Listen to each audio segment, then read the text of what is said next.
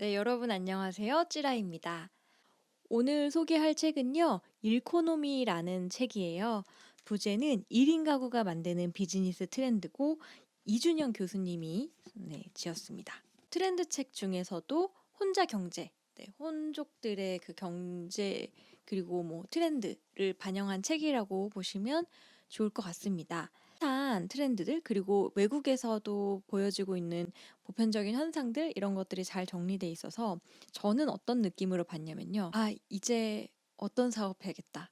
사업 아이템 뭐로 해야겠다. 우리가 하고 있는 일을 이런 식으로 바꿔야겠다. 그런 아이디어를 주는 책입니다. 재미있는 트렌드가 많기 때문에 제가 이거 재밌다 하는 것만 꼭꼭 집어들여서 금방 넘어갈 것 같고요. 그래서 추천하고 싶은 이유보다는 여기에서 소비 트렌드로 짚고 있는 몇 개의 키워드를 보는 게 좋을 것 같아요. 첫 번째 키워드는 하우스입니다. 1인 가구들로 인해서 하우스는 어떻게 바뀌고 있냐. 두 번째는 코쿠닝. 코쿠닝이 이 번데기에 쌓이는 것처럼 그 안에서 모든 것을 해결하려고 하는 그런 현상을 말한다고 합니다. 그리고 세 번째 키워드는 여행, 네 번째 키워드는 셀프 힐링, 다섯 번째 키워드는 디지털 노마드, 여섯 번째 키워드는 논리 문화입니다.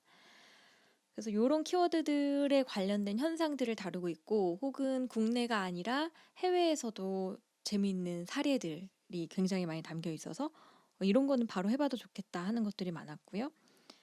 비즈니스 쪽에 있어서는 또 비즈니스라는 파트를 따로 두어서 뭐 페코노미, 그 애완동물 키우는 페코노미 비즈니스, 안전보안 비즈니스, 고령화 사회 비즈니스, 커스터마이징 비즈니스 뭐 이런 것들이 뜬다라고 보여주고 있는데 저는 앞부분에서 말씀드렸던 키워드 위주의 현상들 몇 가지 짚어보겠습니다.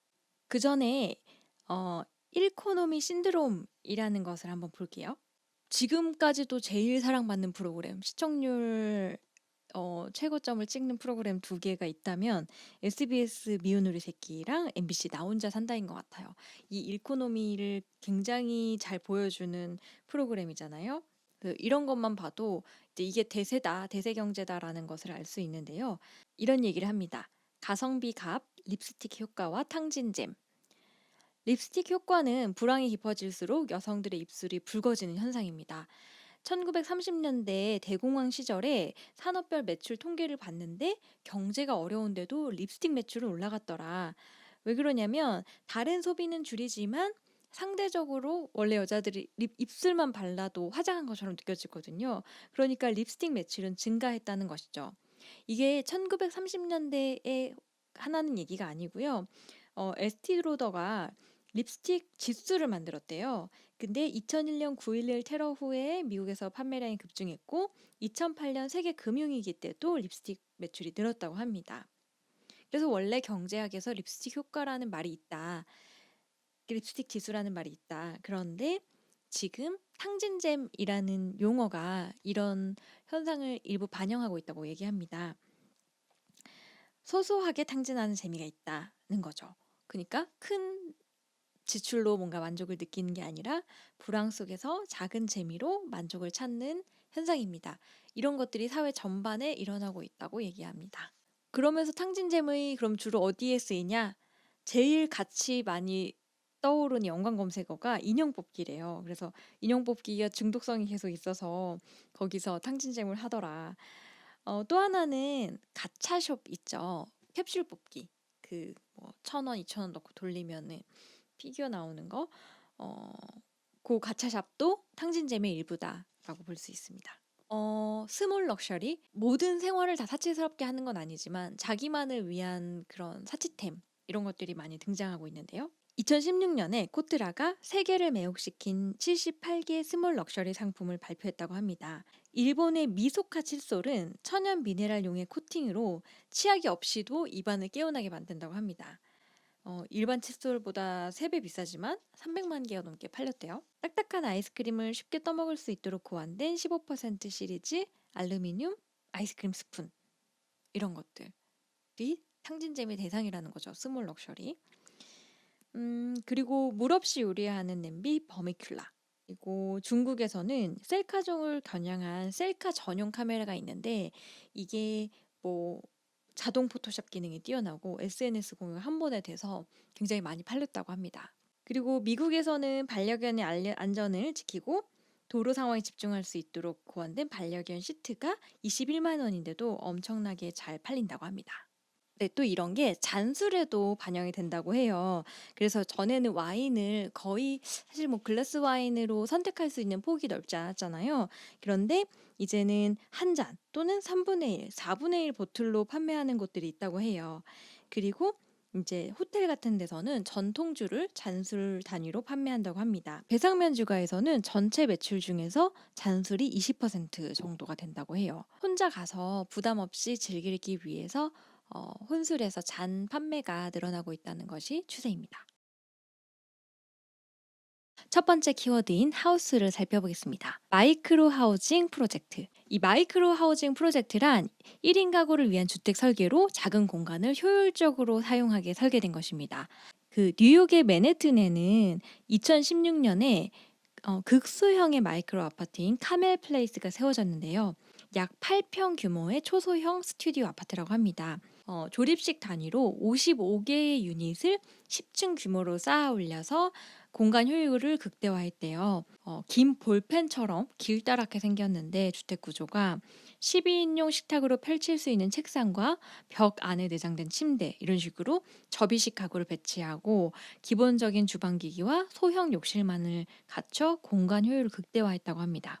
우리나라에도 있대요. SSD 아키텍처가 송파구에 설계한 마이크로 하우징 프로젝트가 있는데 12제곱미터의 크기가 모두 14개의 유닛으로 돼 있고 이게 반복적으로 구획돼 있어서 나중에 뭐 결혼을 하거나 인원이 늘어났을 때 2개 공간을 합쳐서 쓸 수도 있다고 합니다. 제가 최근에 넷플릭스를 보면서 협소주택이라는 그런 프로그램이 있더라고요. 협소주택을 짓는 사람들이 늘어나고 있다. 왜냐면 내 집 마련에 대한 부담을 줄이고 이제는 그렇게 큰 규모의 집이 필요하지 않다. 그래서 이제 일본식으로 땅콩주택처럼 다 집을 몰아넣는 그런 구조가 이제 유행을 하고 있다. 이 비즈니스가 앞으로 뜨지 않을까? 누구나 서울하고 약간 떨어진 곳이라도 경치 좋은 곳에 그런 타이니하우스를 갖다 놓고 살고 싶지 않을까라는 생각을 요즘 한참 빠져 있는데 이 부분을 보면서 역시 그래. 그쪽에 투자를 해야겠어. 이런 생각을 하면서 봤습니다. 마이크로 하우징이 인기를 끄는 이유가 그 단순히 작은 집에서 저렴하게 살기 위해서가 아니라고 합니다. 왜냐면 이제는 집 밖으로 나가면 식당, 카페, 영화관, 쇼핑몰 등 그런 문화시설이 다 집 밖에 있기 때문에 집 안에서는 아주 간소한 기능만 해결을 해도 되기 때문인 거죠. 또 이런 연장선에서 셀프 인테리어가 굉장히 붐을 일으키고 있습니다. 특히 뭐 오늘의 집, 집 꾸미기 이런 앱들 굉장히 매출이 늘어났죠. 그래서 예전에는 뭐 이렇게 방 인테리어 하는 게 지금만큼 유행하진 않았던 것 같은데 지금은 인스타그램에 다 자기 방 올리고 그러면서 저도 막 안 하던 그런 방 꾸미기를 해보고 그런 걸 좀 따라하게 됐거든요. 그래서 셀프 인테리어 시장이 확실히 커졌다라고 볼 수 있습니다. 또 재밌는 건요. 남성 솔로가 늘어나면서 예전에는 가전하면은 주부들이 구매하는 거라는 생각이 들었잖아요. 근데 요즘의 가전제품은 굉장히 남성 향이라는 거예요.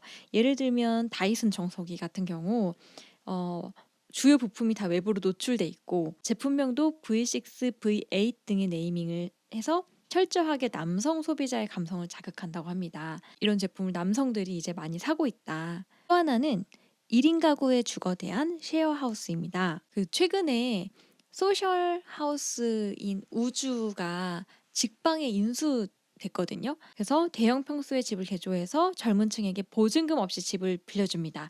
입주자들이 공감대를 형성하고 취미를 공유하는데 창업가를 꿈꾸는 집, 미술가를 꿈꾸는 집, 슬로우 라이프를 꿈꾸는 집 이런 식으로 테마 형태의 쉐어하우스가 있고요.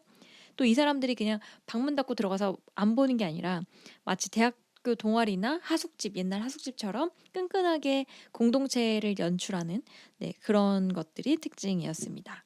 그러면 주거 정책은 어떨까요? 이런 1인 가구의 추세를 잘 반영하고 있을까요? 유럽은 가족보다는 개인 소득에 초점이 맞춰져 있어서 저소득층 지원에 중점을 둡니다. 유럽의 1인 가구 지원 정책에서는 코하우징이나 컬렉티브 하우스 같은 공동주택 정책이 많다고 해요. 뭐 컬렉티브 하우스는 다양한 계층의 사람들이 한 지붕 아래 모여 사는 공동체 주거 형태다. 아까 쉐어하우스 우주랑 비슷하다고 볼 수 있겠죠? 그래서 각자 방을 사용하면서도 정기적인 모임을 갖고 식사를 하고 자유로운 소통을 하면서 생활합니다. 내 집을 마련하기에는 경제적으로 쉽지 않은 젊은 세대, 치안과 안전에 대한 불안감이 큰 싱글 여성, 노후 고독사를 걱정하는 독거노인, 뭐 육아와 가사를 병행해야 하는 맞벌이 부부 등 다양한 사람들에게 새로운 대안으로 떠오르고 있다고 합니다. 영국도 청년이나 노인 1인 가구를 위해서 소형 임대주택, 노인 보호주택 등을 공급한다고 합니다. 근데 집이 너무 귀여워요. 그냥 조그맣게 혼자 살 수 있는 집이고 그 안에 이제 모든 것이 다 들어가는 아까 그런 타이니하우스. 그런데 우리나라의 이 1인 가구를 위한 주택 정책은 거의 전무하다고 합니다. 오피스텔, 기숙사, 고시원처럼 주택이 아닌 공간에 사는 가구 중에 59%가 1인 가구라고 해요. 그래서 뭐 아르바이트나 비정규직으로 일하는 청년들이 고시원, 옥탑방, 반지하 쪽방을 전전하는 그런 주거 난민이 엄청 많은 거죠. 29세 이하의 그런 청년 가구의 주거 면적이 평균 30.4 제곱미터에 불과해서 영국 청년 싱글족의 평균 주거 공간의 절반 정도밖에 안 되는 수준이래요. 더 큰 문제는 그 공급되는 주택 중에 40% 이상이 전용 면적 60에서 85 제곱미터로 지어지는 반면에 60 제곱미터 이하의 소형 주택은 20% 안팎에 불과합니다. 그래서 소형 주택의 수요는 점점 커지는데 주거 공급은 엉뚱한 방향으로 이루어지는 거죠. 근데 우리나라에서 지금 27점 27%가 넘는 가구가 이미 1인 가구라고 해요. 그런데 주거 정책은 주택 공급 정책은 이제 그와는 아직 적절하게 맞지 않다라는 것을 지적하고 있습니다. 네, 일코노미의 두 번째 키워드는요. 코쿠닝입니다.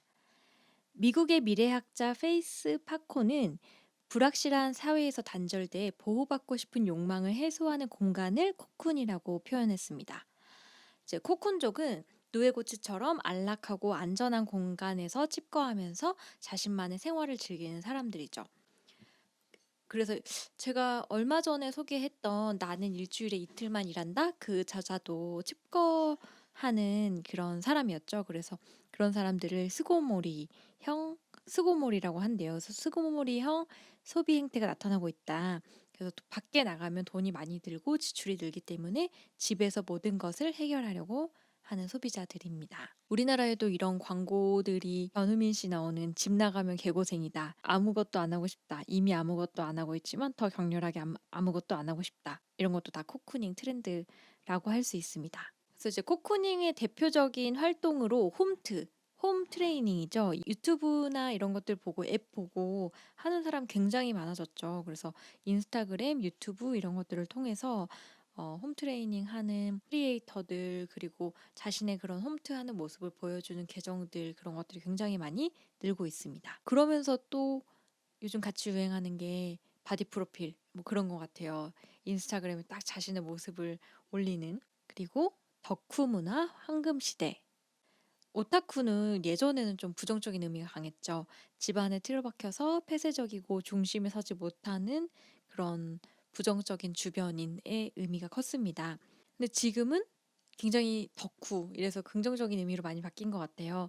극도의 거의 경제에 이른 사람, 그리고 뭐 전문가를 뛰어넘어서 프로 비평가의 수준으로 잘 아는 사람들, 이런 사람들이 늘어나고 있습니다. 코쿤족을 위한 제품들, 는요. 일단 편의점이 굉장히 대표적이에요. 편의점에 그 1인 가구가 생활할 수 있는 거의 모든 것을 팔고 있잖아요. 그래서 간편식 뭐 이런 것도 있고 또 요즘 홈카페 꾸미는 게 유행이잖아요. 그래서 가정용 커피 메이커 뭐 이런 것들, 배달 앱, 심부름 서비스, 어, 그리고 넷플릭스 빠질 수 없겠죠. 유튜브. 그리고 코타츠. 저희 집에도 코타츠가 있습니다만 코타츠도 굉장히 이런 어, 코쿤 문화의 상징이 되겠습니다.